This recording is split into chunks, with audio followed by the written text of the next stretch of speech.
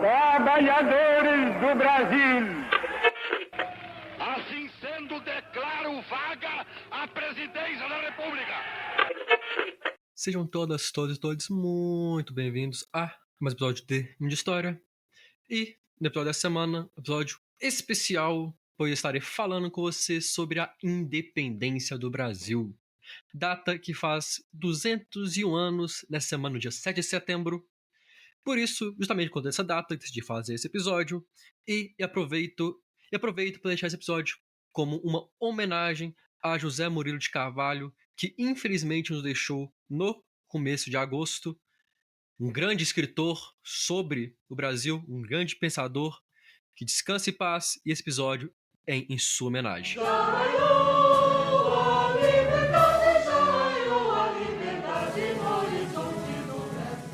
Falei, tempo atrás, sobre a vinda da corte ao Brasil durante as guerras napoleônicas, no episódio que eu debati se foi uma fuga, se foi uma retirada estratégica, e hoje eu vou falar do tema que está intimamente ligado a isso.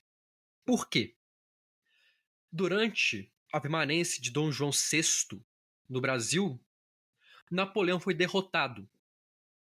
E a sua derrota foi seguida pelo Congresso de Viena, e ele determinou que os monarcas deveriam retornar ao seu país, não mais podendo ficar em colônia. Isso em 1814 e 1815. Logo, o Dom João seria obrigado a tornar à Europa. Porém, ele já tinha tomado gosto pelo Brasil, pelo Rio de Janeiro, por Petrópolis, pelo clima maravilhoso do nosso país. Ele percebeu que tinha uma coisa que poderia fazer: acabar com a colônia no Brasil, mas sem deixar o Brasil liberto. Por isso, em 1815, o Brasil foi elevado de colônia a Reino Unido de Portugal, Brasil e Algarves. A colônia chega ao fim e, na teoria, um brasileiro e um português seriam iguais, ambos habitantes de um reino, não mais um habitante do reino e um habitante da colônia. A situação, porém, ficaria um pouco complicada para Dom João VI em 1820, quando estoura em Portugal a Revolta Liberal do Porto. Revolta com caráter monárquico, porém defender a monarquia constitucional. Esse movimento ganhou muito força devido à crise financeira que Portugal enfrentava, ao fato de que Dom João VI era rei de Portugal, mas não estava em Portugal, e, para piorar, estava na ex-colônia. O movimento tem sucesso. Portugal passa a ter uma constituição que vale também para o Brasil e Algarves, vale para todo o reino. E Dom João VI é forçado a retornar a Portugal. Porém, não deixaria o Brasil desocupado ou sem alguém para cuidar daqui. Seu filho, Pedro Alcântara, herdeiro do trono português, foi deixado aqui como regente. E olha só que interessante. Ele deixou seu filho para comandar o Brasil. O Brasil era um Reino Unido. Então o Brasil já tinha uma certa autonomia. Porém, isso não era bem visto pelo movimento liberal do Porto e pelos portugueses. Eles desejavam que o Brasil retornasse ao seu caráter de colônia. Tanto que aprovaram, sem a participação de brasileiros, uma decisão política que determinou que toda província brasileira seria subordinada a Lisboa, tendo como poder uma junta provisória. O Brasil poderia não retornar 100% a ser uma colônia, mas esse detalhe permitiria que Portugal interferisse como bem entendesse no nosso território. Os brasileiros, obviamente, não aceitariam essa nova subordinação. Temiam um grande retrocesso. Porque, primeiro, perderiam status e ao caráter de igualdade. Segundo, temiam o retorno do pacto colonial. Temiam ser forçados novamente a comercializar apenas com Portugal, como era até 1808. E se você era um comerciante português ou principalmente brasileiro Aqui no nosso território, no Novo Mundo, pós-1808, você estava muito mais feliz poder negociar com quem você quisesse do que preso a negociar com a coroa, com a corte lá em Portugal. Em 9 de janeiro de 1822, nós temos o Dia do Fico, quando Pedro, demonstrando sua resistência ao retorno do Portugal e sabendo que estava apoiando uma eventual independência, afirmou que não retornaria à Europa, dizendo que se para o bem de todos e felicidade da nação, estou pronto. Diga ao povo que fico. Esse momento ficou muito marcado como um dos momentos mais importantes que vieram antes da proclamação da independência e da guerra. Mas teve uma série de eventos que ocorreram antes e durante e depois desse evento, no maravilhoso estado da Bahia. Ou ficar a pátria livre, ou morrer pelo Brasil. Ou ficar a pátria livre. A Bahia, desde o início de 1821, era governada por uma junta provisória, como eu falei um tempo atrás, e que gerou uma grande revolta na população, que abraçava cada vez mais a ideia da independência, a ideia de um país liderado por Pedro de Alcântara. Isso é interessante, porque à medida que esse sentimento de liberdade foi crescendo, a repressão também. E culmina em 25 de junho de 1822, quando Madeira de Melo, português responsável pelas tropas da coroa na Bahia, disparou contra a vila de Cachoeira, ao mesmo tempo que portugueses, não todos militares, abriram fogo contra brasileiros. Sangue foi derramado e, mesmo sem uma declaração formal, a independência estava em curso. Uma batalha se inicia na Bahia chamada Guerra de Independência da Bahia, que é considerada por muitos o início também da Guerra de Independência do Brasil. Falar da independência do Brasil é falar de duas figuras.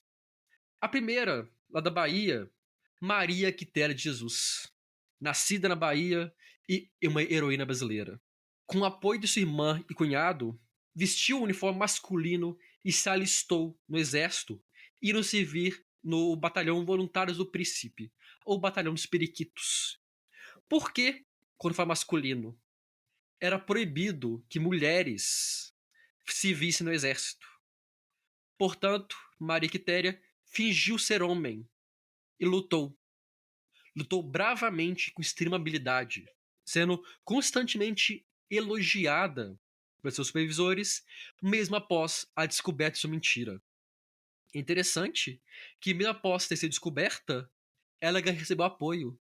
Foi determinado que ela recebesse o uniforme feminino e continuasse lutando. Ela lutou bravamente, sendo até mesmo condecorada pelo então Dom Pedro I. A outra figura que temos que falar é José Bonifácio, o chamado patriarca da independência. Brasileiro, porém estudou em Coimbra, onde também foi professor, era extremamente habilidoso no meio político e atuou junto com outras pessoas aconselhando Pedro de Alcântara e Dom Pedro em quais ações deveriam ser tomadas.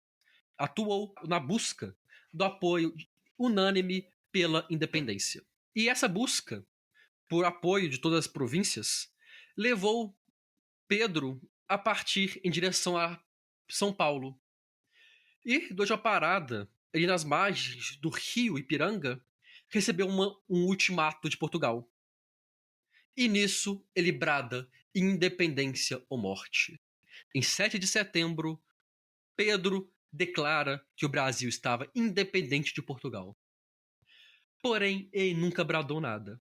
Esse brado é muito mais um mito. Foi criado ao redor da figura de Dom Pedro I e da proclamação da independência. Na realidade, ele não estava montado a um cavalo, estava montado em um burro, estava com problemas intestinais, poder se colocar, e nunca gritou nada.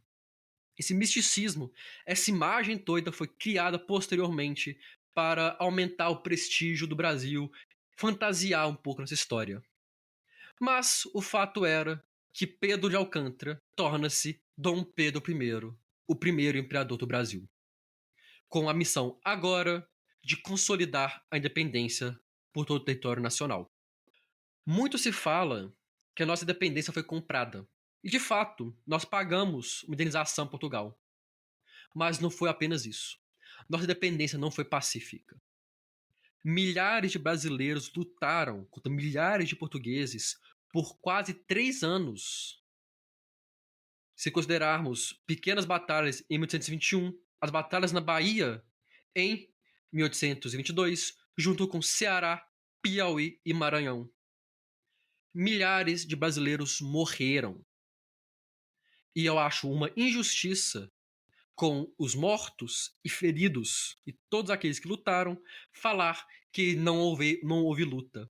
É nós fazer isso é apagar essa memória. Do universo entre as nações, do universo entre as nações, resplandece a do Brasil. A independência veio acompanhada junto com a primeira Constituição. Mas tem uma questão interessante. Em 1823, Dom Pedro I convocou uma constituinte que ficaria responsável por escrever a primeira Carta Magna da nossa nação.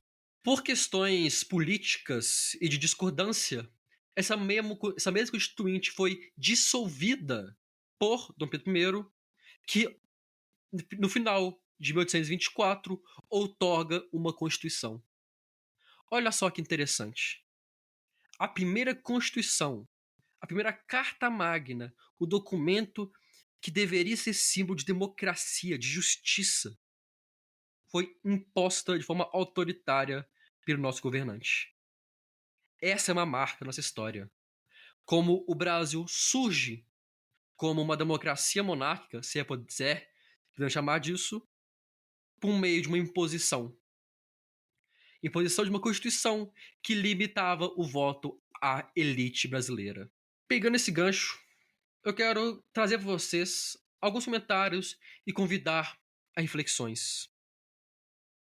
Por que Dom Pedro I é considerado líder da independência, mas esquecemos de pessoas como Maria Quitéria? Por que nós valorizamos ou escolhemos valorizar muito mais nas escolas, nos livros, o papel de Dom Pedro, um português, do que de brasileiros? E a resposta, na minha leitura, está aí. Nós herdamos uma visão historiográfica europeia. Por isso, nós tendemos a valorizar muito mais ao viés europeu do que a nossa própria visão. E nós temos que mudar isso. Nós temos que valorizar uma mulher baiana, corajosíssima, que lutou. Diga de passagem, essa mulher é patrona do quadro documentar de oficiais do Exército do Brasil e está desde 2008 no livro de Heróis da Pátria. Mas nós preferimos valorizar um português. Fica aí a reflexão de como nós temos que valorizar mais o nosso povo e a nossa história. O Brasil ficou independente. Mas o que mudou? Nosso imperador é português, os escravos continuaram escravizados, nós continuamos com as mesmas bases políticas e econômicas anteriores. Um dos primeiros países a reconhecer nossa independência foi o Mali, porque nós éramos um grande consumidor de escravos. Nós mudamos tanto assim da independência? Ou nós mudamos de nome, conseguimos autonomia, mas mantivemos toda a base histórica de repressão e de uma elitização do país? Retomo a ideia do Grito de Ipiranga, quadro de Pedro Américo, que fantasia a nossa história. Nós podemos contar uma história por meio de uma mentira? Ou isso descaracteriza, isso acaba com sua veracidade e com a sua importância? Dom Pedro I não foi aquele glorioso líder que proclamou independência ou morte nas margens do Rio de Ipiranga, uma cena heróica. Ele foi um português que assinou a independência do Brasil em uma cena pitoresca, uma cena curiosa. Então, que tal se nós parássemos de focar tanto em Dom Pedro I, que até tem sua importância na nossa história, e focássemos também nos brasileiros? Façamos quadros heróicos dos brasileiros que lutaram pelo Brasil. Esse ano, daqui a 4 dias da data de gravação, comemoraremos o aniversário de 201 anos da proclamação da nossa independência. Convido a refletirem o que aprendemos e o que mudamos nesses 2 séculos. O que precisamos mudar, o que precisamos mudar com urgência e o que esperamos para o nosso país. A independência veio e o Brasil foi construído. Porém, um país para quem? Um país para a elite, um país para os brancos, um país que não era dos pobres e, principalmente, das pessoas não brancas. Raiou a liberdade, já raiou a liberdade no horizonte do Brasil. Eu agradeço a todo mundo que escutou esse podcast até aqui. Agradeço em especial ao Felipe, vulgo Dom Ratão, por financiar nosso podcast. Se você tem interesse e condições, pode fazer o mesmo pelo Catarse ou pelo Pix. Os dados estão lá no nosso Instagram, @Mundo de História. Aproveite e nos siga no Instagram, Facebook e Twitter. As páginas estão sempre o mesmo nome. Você pode nos ajudar também muito compartilhando esse e outro episódio com seus amigos, colegas, familiares, parentes, amigos, cachorro, papagaio, que também ajuda bastante. Envie dicas, sugestões, comentários. Inclusive, se você escuta pelo Spotify, você pode, pelo próprio aplicativo, enviar comentários sobre o episódio, que ajuda muito. No mais, espero que tenham gostado do episódio. Espero que tenham entendido um pouco do que eu quis trazer aqui sobre como nós temos uma visão um pouco distorcida sobre a nossa independência e sobre a nossa história. Espero que o feriado seja muito bom para aqueles que vão descansar, trabalhar, curtir as paradas. E vejo todos vocês no nosso próximo episódio. Muito obrigado e até lá. Pelo Brasil, ou ficar a pátria livre.